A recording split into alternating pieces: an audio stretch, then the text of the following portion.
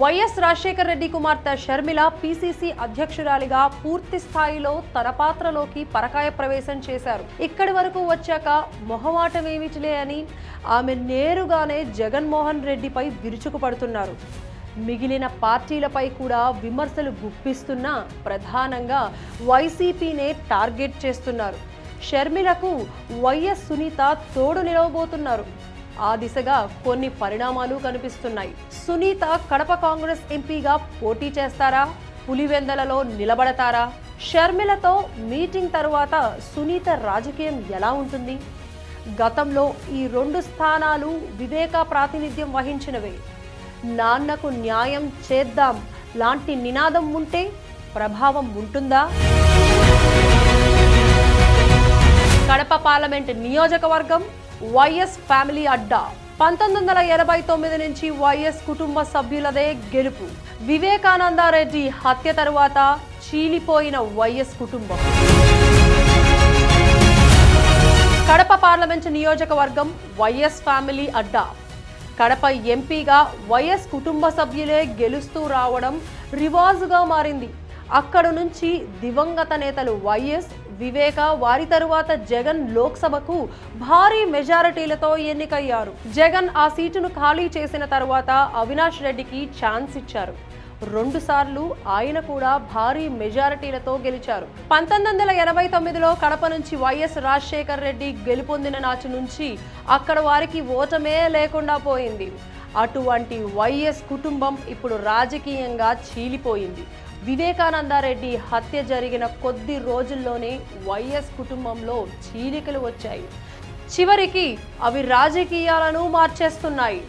YS Jagan ఒకవైపు ఉంటే ఆయన సోదరీమణులు షర్మిల, సునీత కాంగ్రెస్ వైపు ఉన్నారు.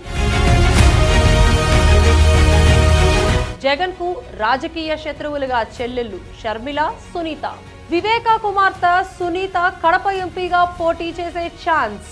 తండ్రికి న్యాయం చేయాలని సునీత ప్రచారం చేస్తే ఇంపాక్ట్. పీసీసీ అధ్యక్షురాలిగా వైఎస్ షర్మిల కూడా జగన్ కు రాజకీయ శత్రువు అయ్యారు. ఒక్కసారి విభేదాలు వచ్చిన తరువాత మళ్ళీ కలవడం అంత తేలిక కాదు. ముఖ్యంగా విజయమ్మ కూడా షర్మిల వైపే ఉన్నారు. ఇక వివేక కుమార్తె సునీత కూడా కాంగ్రెస్ లో చేరతారన్న ప్రచారం మొదలైంది.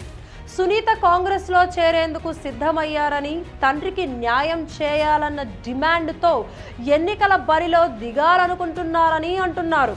సునీత కాంగ్రెస్ నుంచి కడప లోక్సభ బరిలో నిలిస్తే కడప ఎంపీగా ఉన్న అవినాష్ రెడ్డిపై పోటీ పడాల్సి ఉంటుంది.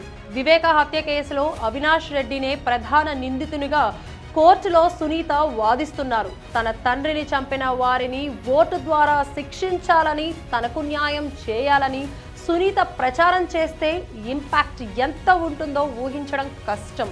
ఎందుకంటే రాజకీయాల్లో సానుభూతిని మించిన పెద్ద అస్త్రం లేదు. వైఎస్ కుటుంబ రాజకీయాలపై జనంలో చర్చ. జిల్లా వ్యాప్తంగా వైఎస్ సునీతపై సానుభూతి. రాజకీయంగా వైసీపీకి కొంత గడ్డు పరిస్థితి. వైసీపీపై అసంతృప్తితో కాంగ్రెస్ లోకి.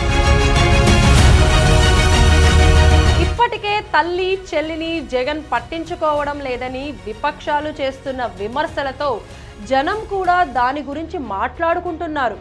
దానికి తోడు వివేక హత్యతో జిల్లా వ్యాప్తంగా వైఎస్ సునీతపై సానుభూతి కనిపిస్తోంది. ఇలాంటి పరిస్థితుల్లో వైసీపీ ఓటు బ్యాంకుకు కోత పడడం ఖాయమన్న అభిప్రాయం వ్యక్తమవుతోంది.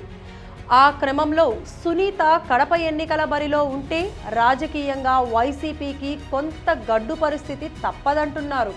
ముఖ్యంగా వైఎస్ అంటే కాంగ్రెస్ పార్టీ, కాంగ్రెస్ పార్టీ అంటే వైఎస్ అనుకునే చాలా మంది నేతలు, జిల్లాలో వారంతా ఇప్పటి వరకు గత్యంతరం లేక వైసీపీ వెంట నడుస్తున్నారని అంటున్నారు.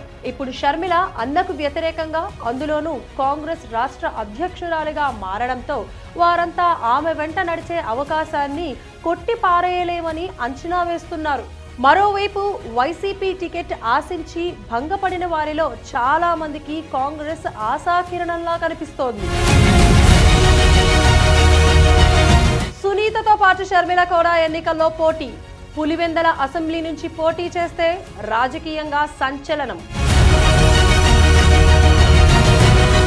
సునీతతో పాటు షర్మిల కూడా ఎన్నికల్లో పోటీ చేయాల్సింది. పీసీసీ చీఫ్గా ఉండి ఎన్నికల్లో పోటీ చేయకపోతే వేరే రకమైన ప్రచారం జరుగుతుంది. పులివెందల అసెంబ్లీ నుంచి పోటీ చేయాల్సి ఉంటుంది. లేకపోతే కడప పార్లమెంట్ అంటే సునీత, షర్మిల 2 స్థానాల్లో చెరో దాంట్లో నుంచి పోటీ చేయాల్సి ఉంటుంది. అదే జరిగితే సెంటిమెంట్ రాజకీయాలు చాలా ఎక్కువగా జరిగే అవకాశం ఉంది. ఫలితాలు ఊహించని విధంగా వస్తాయనే అంచనాలు ఉన్నాయి.